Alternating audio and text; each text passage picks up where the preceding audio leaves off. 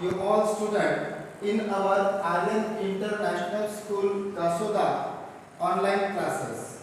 Today is 15th June 2020. Today is Monday. So in the last section of the grammar we had saw the kinds of parts of speech.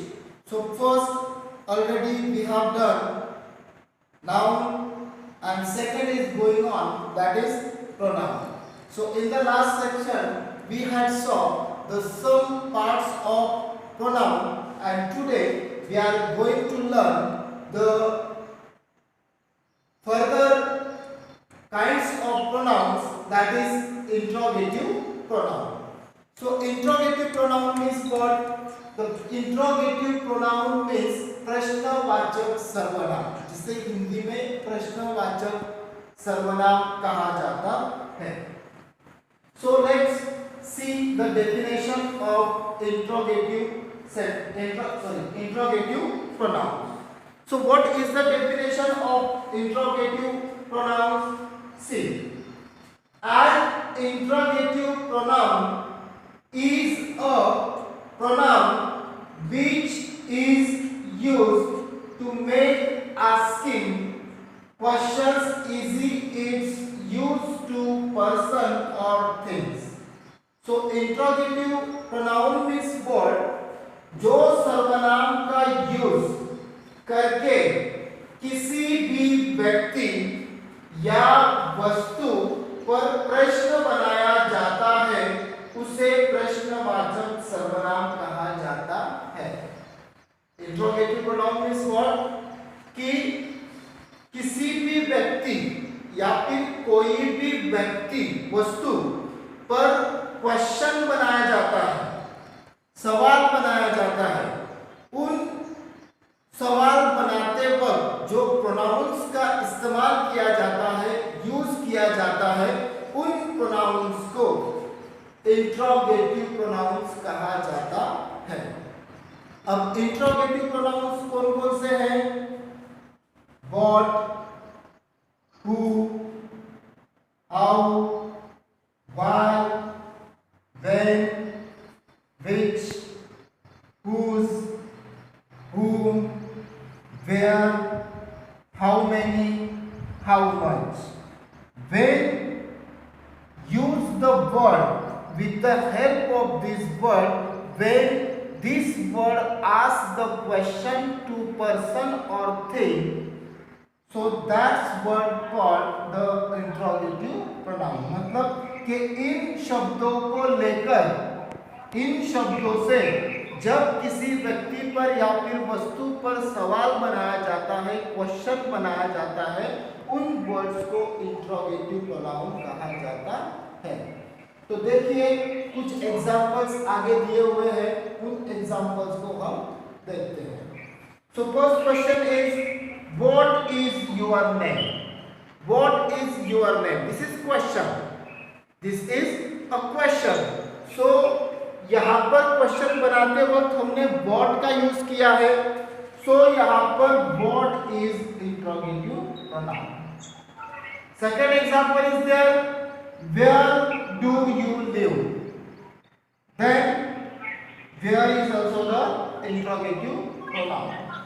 Third, when do you celebrate your birthday? आप आपका birthday कब celebrate करते हो? That is question. यह क्या है? Question है. और यह क्वेश्चन बनाते वक्त हमने व्हेन, यह इंट्रोगेटिव प्रोनाउन का यूज किया है और वो इंट्रोगेटिव प्रोनाउन यूज करके हमने क्या किया है? यह क्वेश्चन बनाया है. अभी कुछ वक्त आपको सवाल या फिर क्वेश्चन ऐसे भी पूछे जाते हैं कि identify the sentence, it converts in which pronoun, कि यह सेंटेंस कौन से प्रोनाउन का है. तो यह इंट्रोगेटिव प्रोनाउन के सेंटेंस पहचानने के लिए एकदम एक सिंपल ट्रिक है कि जिन सेंटेंस के आगे क्वेश्चन मार्क, जिन सेंटेंस के एंडिंग में, लास्ट में क्वेश्चन मार्क होता है, वो क्वेश्चन मार्क से हम आइडेंटिफाई कर सकते हैं कि this is the sentence of interrogative pronoun. समझ में आया? इंट्रोगेटिव प्रोनाउन के सेंटेंस को हम इजीली कैसे पहचान सकते हैं कि जिन सेंटेंस के एंडिंग में क्वेश्चन मार्क होता है वो सेंटेंस इंट्रोगेटिव प्रोनाउन का सेंटेंस होता है। हम इजीली इंट्रोगेटिव प्रोनाउन के सेंटेंस को पहचान सकते हैं। समझ में आया? इंट्रोगेटिव प्रोनाउंस, इंट्रोगेटिव प्रोनाउन समझ में आए? सो इंट्रोगेटिव प्रोनाउंस कौन कौन से हैं?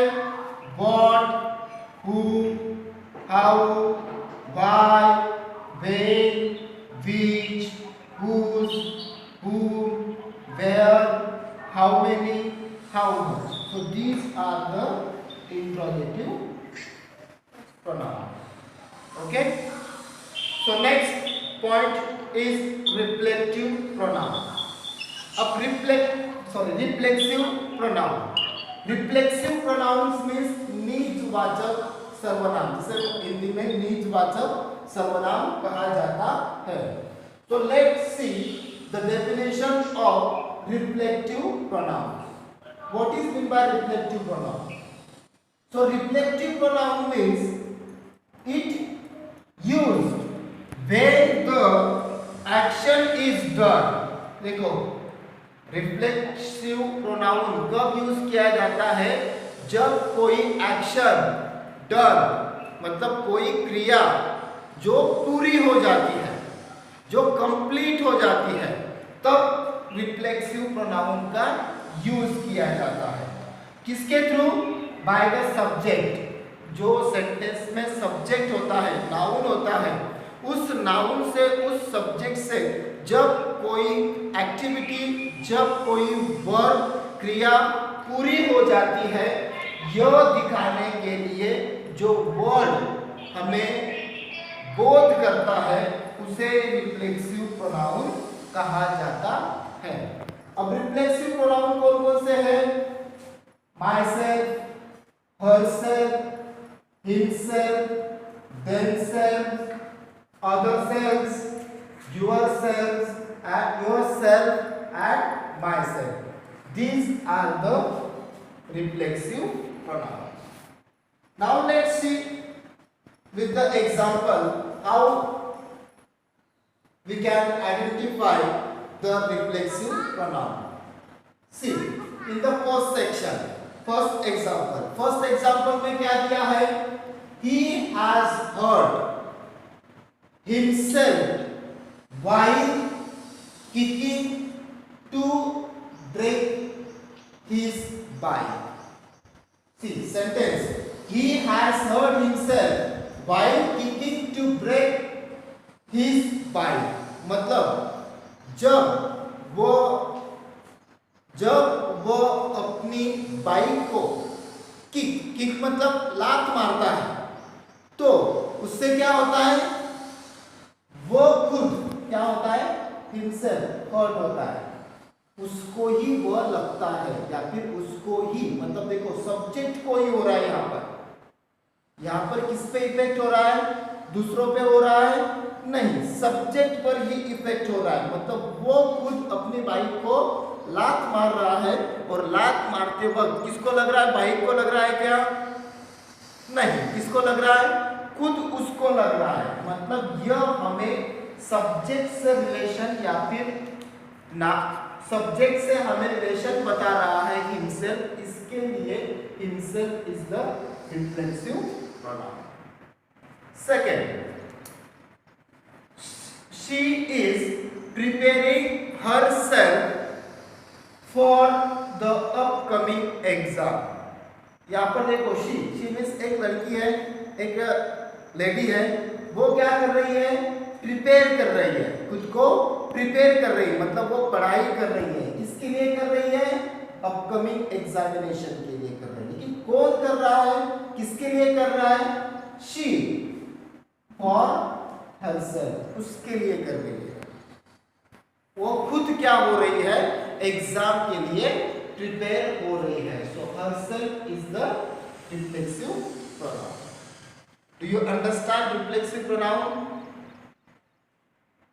Okay, next one is emphatic pronoun. अभी रिफ्लेक्सिव प्रोनाउन और एम्फैटिक जो प्रोनाउंस है यह मोस्टली सेम होते हैं, लेकिन एम्फैटिक प्रोनाउन में जो सब्जेक्ट होता है वो सब्जेक्ट जो है यह चीजें खुद बनाता है और खुद के लिए करता है, वो दूसरों के लिए नहीं करता है। The word which are used to refer for subject emphasize are called emphatic pronouns। मतलब emphatic pronouns में जो सब्जेक्ट होता है वो सब्जेक्ट खुद चीजें करता है या फिर खुद वो एक्टिविटी करता है, लेकिन वो एक्टिविटी वो खुद के लिए करता है। जैसे कि एग्जाम्पल में दिए हुए हैं itself, herself, himself, themselves, ourselves, yourselves and myself. These are the examples of emphatic pronoun. So some examples, some sentences are there. We will see with the help of sentences. First sentence is they themselves have done their work. They themselves have done their work. they वो कुछ लड़के हैं या फिर वो एक group है, वो ग्रुप क्या कर रहा है, themselves खुद के लिए, खुद होकर क्या कर रहे हैं, done their work, खुद होकर खुद के लिए उन्होंने उनका काम क्या किया, पूरा किया। उनको बताने की जरूरत नहीं थी, वो खुद होकर गए और उन्होंने उनका खुद का काम उन्होंने खुद के लिए किया। So they themselves have done their work. Next, she herself cooked this tasty food. So herself is the emphatic pronoun. मतलब वो लड़की है, वो महिला है, herself उसने खुद ने, herself खुद के लिए क्या बनाया, टेस्टी फूड बनाया। मतलब उसे खाना था तो उसके लिए उसने खुद उसके लिए ही टेस्टी फूड बनाया। And the last, I open the jar my self. एक जार है जिसमें समझो आचार है, आचार निकालना है खुद के लिए, तो मैं खुद जाऊंगा, मुझे लग रहा है, तो मैं खुद गया और मैंने वो जार को क्या किया, ओपन किया। सो myself is the emphatic pronoun. So once again, which are the emphatic pronouns? Itself, herself, himself, themselves, ourselves, yourself and myself. So these are the emphatic pronouns. And next we will see the relative pronoun. Relative pronoun. Relative pronoun means what, जिसे संबंध दर्शक। अब हमें इसमें ही इसका meaning समझ जाता है। संबंध दर्शक वो क्या करता है, रिलेशन दिखाता है, बट रिलेशन किसके साथ, नाउन और प्रोनाउन के साथ। नाउन और प्रोनाउन के साथ रिलेशन दिखाने वाले शब्द को रिलेटिव प्रोनाउन कहा जाता है। See the definition. Relative pronoun are used to connect a clause or phrase to a noun or pronoun is called relative pronoun। मतलब कि relative pronoun में जो नाउन होता है किसी क्लॉज, किसी वाक्य में या फिर किसी सेंटेंस में, जब किसी सेंटेंस में नाउन और प्रोनाउन के बीच का जो रिलेशन है, जो संबंध है, वो संबंध जो वर्ड दिखाते हैं उन वर्ड्स को क्या कहा जाता है, रिलेटिव प्रोनाउन कहा जाता है। अब रिलेटिव प्रोनाउन कौन कौन से हैं? सो रिलेटिव प्रोनाउन आगे भी एक सिंपल डेफिनेशन दी हुई है, they play the role of joining words in the sentence. मतलब रिलेटिव प्रोनाउंस क्या करते हैं कि दो सेंटेंस को ज्वाइन करने का काम करते हैं। अब रिलेटिव प्रोनाउंस कौन कौन से हैं? who, which, whose, whom, that, when, where and why. These are the relative pronouns. अब relative pronouns के एग्जाम्पल नीचे दिए हुए हैं, उस एग्जाम्पल्स के थ्रू हम जाते हैं। The boy who called yesterday wants to learn English. The boy who called yesterday wants to learn English. वो लड़का, लड़का पर कौन सा? वो लड़का, लड़का पर लेकिन कौन सा लड़का? हु, वह लड़का जिसने कॉल किया था कि जिसको इंग्लिश सीखनी है। वो लड़का जिसने कॉल किया था उसे इंग्लिश सीखनी है। मतलब यहां पर तो बॉय, अगर हमने हु को निकाल दिया तो यह सेंटेंस मीनिंगफुल नहीं बनेगा। The boy called yesterday wants to learn English, but who, कौन सा वो लड़का था? So the boy who called yesterday wants to learn English. लड़का, वह लड़का जिसने yesterday कॉल किया था कि मुझे इंग्लिश सीखनी है। Second, she is the student. बहुत सारे स्टूडेंट वहां पर है, पर लेकिन वो लड़की, whose father is scientist. उसके पिताजी कौन है? she is the student. वो स्टूडेंट है, लेकिन whose father, लेकिन उसमें से किसके बड़ी, किसके फादर कौन है? साइंटिस्ट है। तो whose is the relative pronoun. अब आप कहोगे कि रिलेटिव प्रोनाउन में भी who, which, whose, whom, what, when, where, why का इस्तेमाल किया जाता है सर। और आप कहोगे कि इंट्रोगेटिव प्रोनाउंस में भी what, who, how, when, which, whose, whom, where, how many, how much का इस्तेमाल किया जाता है। तो मैंने आपको ये बताया था कि इंट्रोगेटिव प्रोनाउन पहचानते वक्त एंडिंग में क्वेश्चन मार्क होता है, जिससे यह हम आइडेंटिफाई कर सकते हैं कि this is the interrogative pronoun. और जब यहाँ पर रिलेटिव प्रोनाउन में एंडिंग में फुल स्टॉप होता है, यह एक सिंपल सेंटेंस होता है, यह सेंटेंस यहाँ पर फुल स्टॉप होता है, जिससे हम पहचान सकते हैं कि यह रिलेटिव प्रोनाउन है। Do you understand? समझ रहा है? समझ रहा है? समझ रहा है? ओके, सो आज का होमवर्क, टुडेज होमवर्क, आप सबको आज का होमवर्क